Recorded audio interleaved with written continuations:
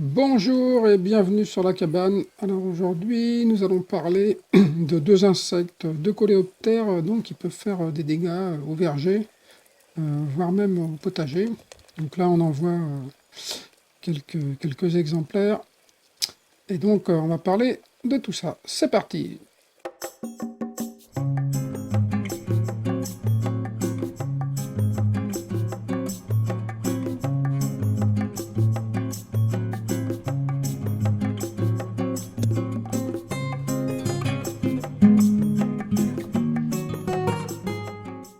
Alors, donc des deux insectes, c'est surtout la cétoine grise, parce elle mange vraiment les fleurs.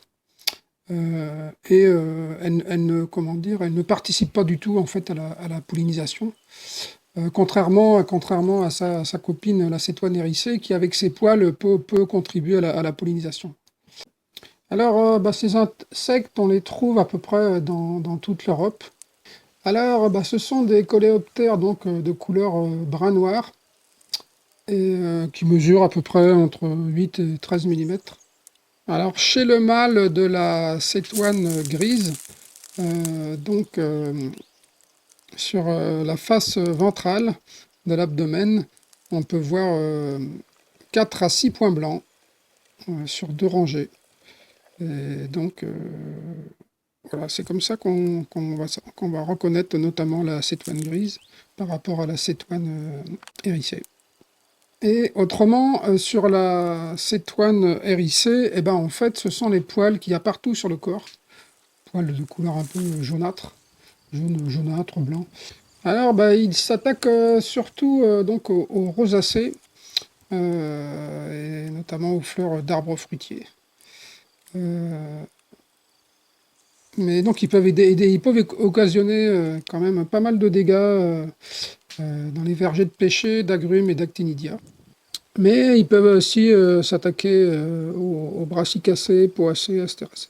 Alors, leur larve, qui mesure environ 30 mm, vit dans le sol, et se nourrit de matière en décomposition et de racines également, mais qui n'occasionnent pas vraiment de dégâts. Alors, ces deux insectes, en fait, ils vont manger les fleurs, plus ou moins, en fait, donc c'est pour ça il y a quand même, on peut quand même avoir des fruits. Mais quand il y en a beaucoup, voilà, ça risque quand même de réduire sérieusement la récolte. Et donc, nous, par exemple, on en a vraiment beaucoup, donc du coup, on les récolte parce qu'en fait, ils n'ont pas de prédateurs, sauf la cétoine grise qui aurait un prédateur qui serait une guêpe, mais qui est en voie de disparition. Et du coup, c'est pour ça que ces insectes prolifèrent. Et donc, le seul moyen, il y a un traitement chimique, apparemment. Mais autrement, le seul traitement, c'est d'aller les ramasser, en fait. Alors, plutôt le matin, parce que du coup, ils sont moins vigoureux et ils vont pas s'envoler.